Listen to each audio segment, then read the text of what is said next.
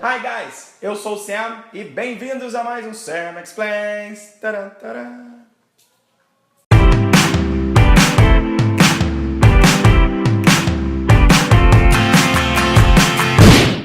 Bom pessoal, eu resolvi fazer esse vídeo porque muitos alunos muitas vezes me perguntam: professor, como que eu posso fazer para diminuir o meu sotaque brasileiro, né? Porque a gente sabe que tem sotaque brasileiro.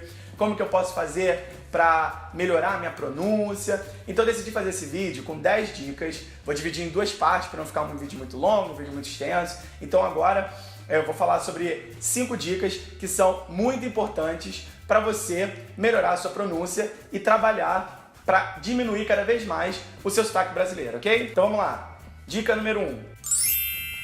A primeira dica para vocês é em relação à percepção da língua.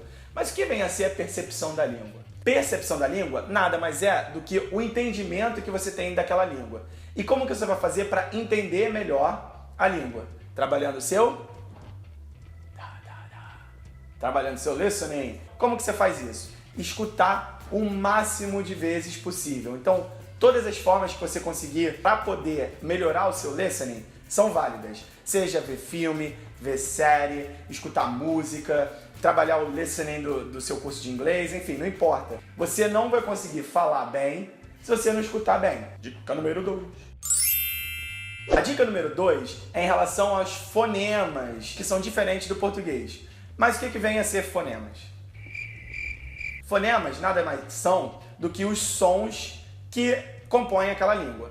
Então, cada língua tem um grupo diferente de fonemas. O italiano tem um grupo de fonemas, o francês tem um grupo de fonemas. Enfim, todas as línguas têm sons característicos. Muitas vezes são parecidos com o de outras línguas, muitas vezes são diferentes. Por exemplo, o nosso som, o português, que a gente tem o ão.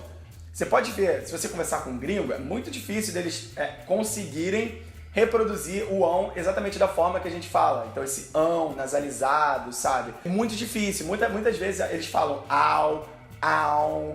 Da mesma forma, o inglês também tem alguns fonemas que são diferentes do português e é importante que você trabalhe eles. É importante que você preste bastante atenção nesses fonemas. Por exemplo, o som do TH. Então aqui você pode ver o vídeo que eu gravei em relação a isso, explicando como produzir o som do TH.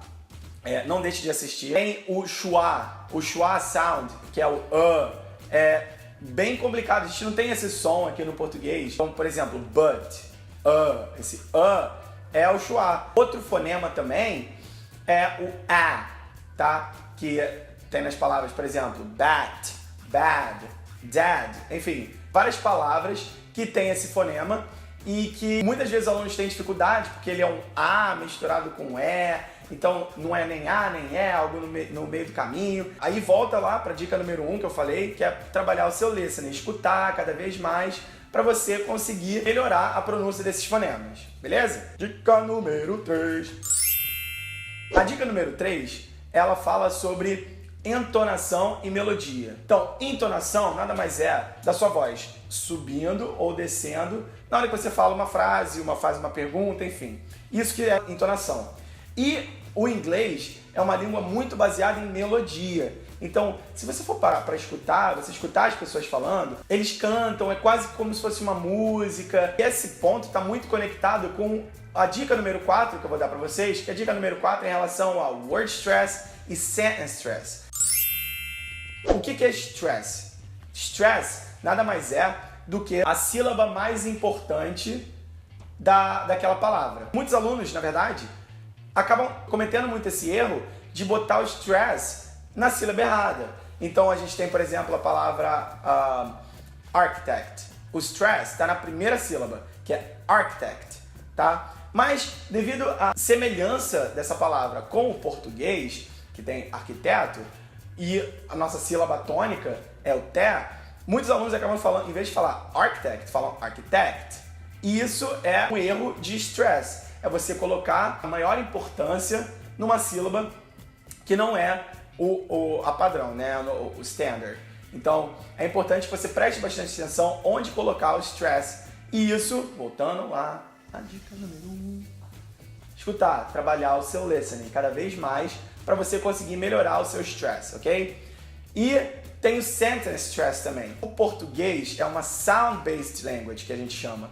O que isso significa? Que todas as sílabas, quando a gente fala, têm basicamente a mesma importância.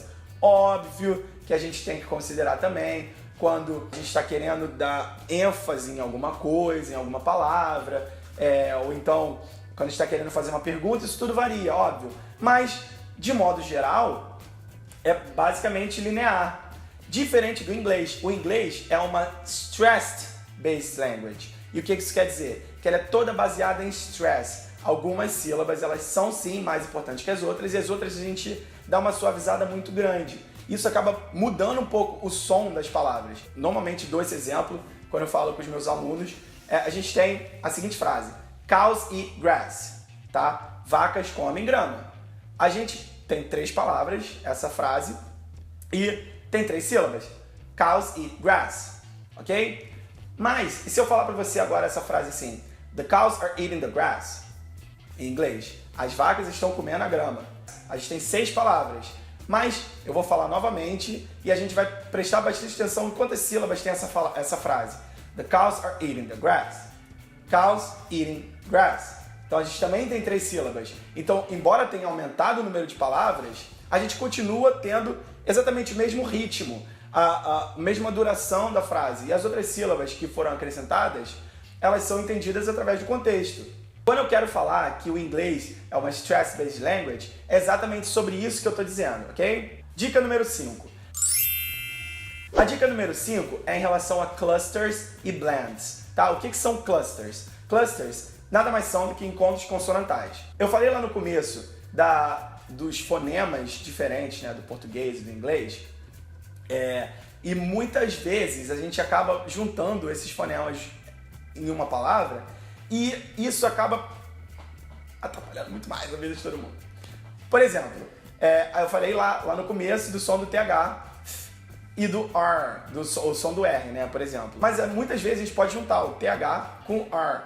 Então, por exemplo, a gente tem a palavra through, tá, que significa através. Então, through, você está juntando TH com R. Isso se chama cluster, ok? Quando a gente junta 2 consoantes e que tem sons diferentes, e isso pode acabar atrapalhando na hora de você soar como nativo se você não falar esses sons perfeitamente. Como trabalhar isso? Voltando lá na dica número 1, trabalhando seu listening cada vez mais. E eu falei de clusters e também tem os blends. Os blends são quando 2 palavras se juntam. Por exemplo, a palavra but. Se você for ver, ela termina com um T e o som dele é um T seco, né? Esse T normal que a gente está habituado. Então, but. Mas essa palavra but vier seguida de uma vogal, por exemplo, esse som do T vai mudar. Então a gente tem o but, por exemplo, e o I, a gente fala but I. Então esse som de T muda pra gente, né? Parece um R, tá? Que a gente tá acostumado. Parece esse que a gente chama de flap T, tá? Que você só joga a sua língua no céu da boca pra interromper a passagem de ar. Então but I. Então, no vídeo de hoje eu falei sobre 5 dicas. Essa é a primeira parte das 10 dicas que eu vou dar para você para cada vez mais melhorar a sua pronúncia, melhorar a sua fala e diminuir cada vez mais seu sotaque brasileiro. Então, se você gostou desse vídeo, não deixa de dar um like e se inscrever no canal. Eu também estou lá nas redes sociais, então é só procurar Sam Explains. Tá aqui na descrição do canal também, para você direitinho me seguir, para receber sempre dicas de inglês e tá sempre aí acompanhando, ok? Então, muito obrigado e até semana que vem para continuação. Beleza? Bye, bye.